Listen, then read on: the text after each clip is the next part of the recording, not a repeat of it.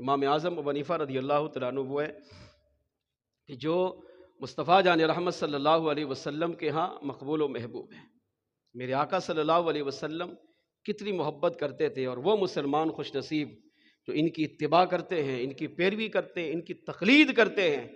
اللہ کریم بھی ایسے لوگوں سے بھی محبت فرماتا ہے، اور مصطفیٰ جان رحمت بھی حضور کی ایسی امت سے محبت فرماتے ہیں۔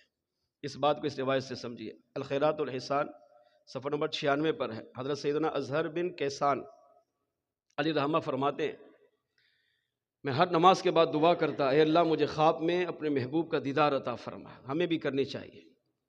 امتی کی خوش نصیبی ان دو چیزوں میں ہے، یا تو حضور کو خواب میں دیکھے، اور نہیں دیکھ سکا تو حضور کے روضے پہ حاضری دے، اور یہی طریقہ انہی بزرگوں سے ملا ہے۔ کہتے ہیں میں ہر نماز کے بعد دعا کرتا، اللہ مجھے اس وقت تک موت نہ دینا جب تک میں تیرے محبوب کا چہرہ والضحیٰ اپنی آنکھوں سے نہ دیکھ لوں۔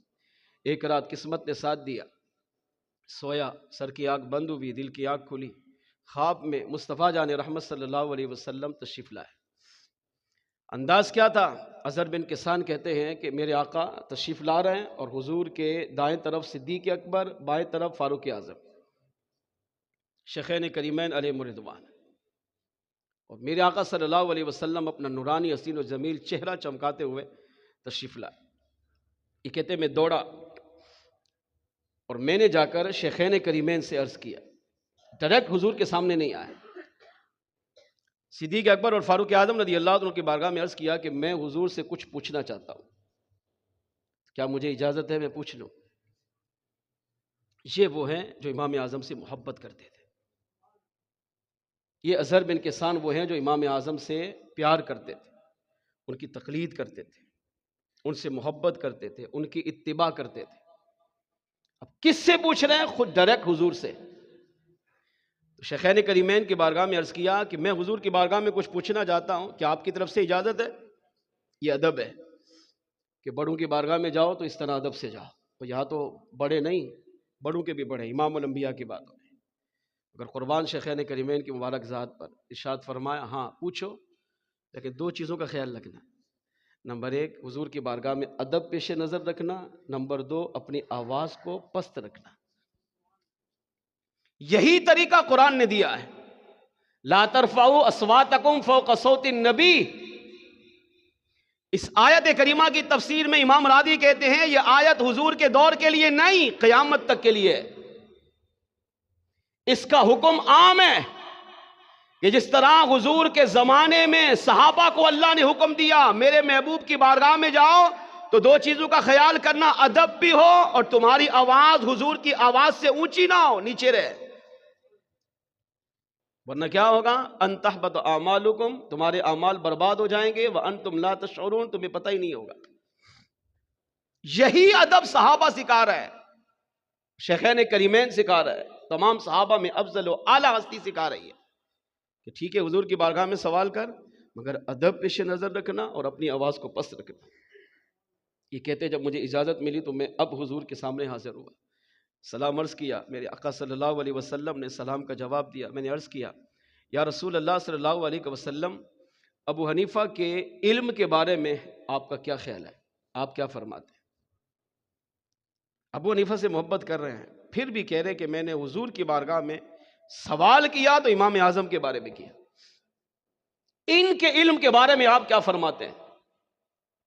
اس سے بھی آپ اندازہ لگائیں کہ امام اعظم ابو حنیفہ کا علم کتنا ضروری ہے، ان کی اتباع کتنی ضروری ہے، ان کی پیروی کتنی ضروری ہے۔ تو کہتے جب میں نے حضور کی بارگاہ میں سوال کیا آقا ابو حنیفہ کے علم کے بارے میں آپ کیا فرماتے ہیں، تو میرے آقا صلی اللہ علیہ وسلم نے فرمایا ھذا علم انفتح من علم خضر علیہ السلام، فرمایا میرے ابو حنیفہ کا علم اللہ کے نبی خضر علیہ السلام کے علم کا ایک حصہ ہے۔ انفتح کا معنی ہوتا ہے کھلنا، پھوٹنا، کسی چیز کا پھٹ پڑنا۔ تو آقا علیہ السلام نے فرمایا کہ اللہ نے جو خضر علیہ السلام کو علم عطا کیا، اس علم سے ایک چشمہ پھوٹا، اور اسی چشمے سے اللہ نے میرے ابو حنیفہ کو علم عطا فرمایا ہے۔ یعنی اللہ کے نبی خضر علیہ السلام کے علم کی خیرات کا حصہ میرے ابو حنیفہ کو اللہ نے عطا فرمایا۔ اب خضر علیہ السلام کے بعد علم کون سا ہے؟ قرآن پاک پارہ 15 سورہ کہف آیت نمبر 15 میں اللہ کریم نے ارشاد فرمایا، آیت نمبر 65 میں اللہ نے فرمایا وَعَلَّمْنَاهُ مِن لَدُنَّا عِلْمًا، اور ہم نے خضر علیہ السلام کو علم لدنی عطا کیا ہے۔ علم لدنی کیا ہوتا ہے؟ جو بغیر کسی کے سیکھے ڈائریکٹ اللہ اپنے بندے کو عطا کر دے۔ جیسے آسان مثال ہمارے آقا غوث اعظم جیلانی کی ذات مبارک، پیدا ہوئے تو ماں کے پیٹ میں ہی عالم، بچپن وہ بھی علم میں گزرا، جوانی وہ بھی علم میں گزرا، یہ ہے علم لدنی۔ پھر بھی غوث اعظم نے سیکھا، عبادتیں کی، ریاضتیں کی، علم دین سیکھا، سکھایا، مگر جب پیدا ہوئے تو اللہ کریم نے انہیں علم دین عطا فرما کر دنیا میں بھیجا۔ اس کو کہتے ہیں علم لدنی، جو بغیر کسی استاد کے خاص اللہ اپنی رحمت سے اپنے بندے کو عطا فرماتے ہیں۔ اب خضر علیہ السلام کا علم لدنی ہے، اللہ نے اپنی خاص رحمت سے ان کو عطا کیا۔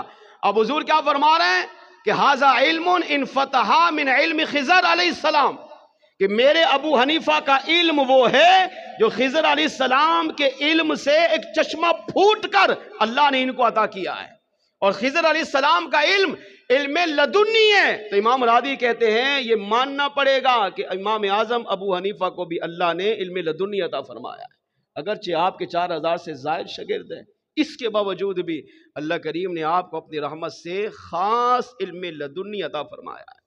اب میرے آقا صلی اللہ تعالیٰ علیہ وآلہ وسلم نے امام اعظم ابو حنیفہ رضی اللہ تعالیٰ عنہ کی اس علم کی شان کو بیان کر کے اپنی امت کو پیغام دیا ہے، اور خود میرے آقا صلی اللہ علیہ وسلم خود امت سے کتنی محبت کر رہے ہیں، اور خود کریم رب اپنے محبوب علیہ الصلوۃ والسلام کی امت سے اور بالخصوص امام اعظم سے کتنی محبت فرما رہے ہیں۔ 55 حج کی امام اعظم نے، آخری حج کیا، کعبۃ اللہ میں تشریف لے کر گئے، اندر گئے تو آپ فرماتے کہ میں نے کعبے کے خادم سے کہا مجھے صرف 2 رکعت نماز پڑھنے کی اجازت دو۔ اس نے کہا کہ نہیں، میں نے بہت اصرار کیا، نہیں مانا۔ جب میں نے بہت محنت سماجت کی تو اس نے مجھ پر ترس کھایا، جب میں رو پڑا تو اس نے کعبے کا دروازہ کھولا۔ 4 افراد آج تک ایسے گزرے ہیں جنہوں نے کعبۃ اللہ کے اندر جا کر ستونوں کے بیچ میں کھڑے ہو کر پورا قرآن 2 رکعت میں مکمل کیا ہے۔ ان 4 میں سے ایک امام اعظم ابو حنیفہ کی ذات مبارکہ ہے۔ امام اعظم فرماتے میں اندر داخل ہوا، کعبۃ اللہ کے 2 ستونوں کے بیچ میں کھڑے ہو کر میں نے 2 رکعت نماز ادا کی، اور 2 رکعت میں پورا قرآن پڑھا، الف لام میم سے لے کر والناس تک، یہاں تک کہ صبح صادق ہو گئے۔ پھر میں نے سلام پھیرا، پھر میں نے مناجات کی، پھر دعائیں کی، پھر اللہ کی بارگاہ میں رویا، گڑ گڑایا، زاروں قطار رویا، یہاں تک کہ سجدے میں چلا گیا۔ فرماتے سجدے میں جا کر میں نے اللہ کی بارگاہ میں راز و نیاز کی باتیں کی، اپنی عاجزی، اپنی انکساری اللہ کی بارگاہ میں پیش کی، روتا رہا یہاں تک کہ داڑھی آنسو سے تر ہو گئی۔ امام اعظم کہتے ہیں میرے سوا کعبے میں کوئی موجود نہیں تھا، جب اللہ کی بارگاہ میں زاروں قطار روتا رہا تو کعبۃ اللہ کے ایک کونے سے آواز آئی، میرے بندے ابو حنیفہ سر اٹھا، کیونکہ تو نے ہماری معرفت حاصل کر لی ہے، تو نے ہمیں پہچاننے کا حق ادا کر دیا ہے، تو نے ہماری عبادت کر کے ہمیں راضی کر لیا ہے، سر اٹھائیے کیونکہ ہم نے تمہاری بھی بخشش کر دی ہے، اور قیامت تک میرے محبوب علیہ السلام کا جو امتی تمہاری اتباع کرے گا امام اعظم ابو حنیفہ، تمہارے صدقے ہم اس کی بھی بخشش کا اعلان فرما رہے گئے۔ ہم نے تمہیں بھی بخشا، اور قیامت تک جو تمہاری اتباع کرے گا، پیروی کرے گا، ہم حضور کے صدقے اس کی بھی بخشش فرما دیں گے۔ اس سے پتہ چلا امام اعظم ابو حنیفہ وہ ہیں جو اللہ کے ہاں بھی مقبول ہے، مصطفیٰ جان رحمت کے ہاں بھی مقبول ہے، اور اس 15ویں صدی میں وہ مسلمان خوش نصیب ہے جو آج امام اعظم ابو حنیفہ رضی اللہ تعالیٰ عنہ کو اپنا امام مانتا ہے، ان کی تقلید کرتا ہے، ان کے عقائد کو اپنے عقائد تسلیم کرتا ہے، ان کے اعمال کے مطابق ان کی سیرت پر عمل کر کے زندگی گزارتا ہے۔ وہ یقین کر لے کہ اللہ قیامت کے دن ہمیں بھی امام اعظم سے سچی محبت کرنے والے لوگوں میں شامل فرمائے گا۔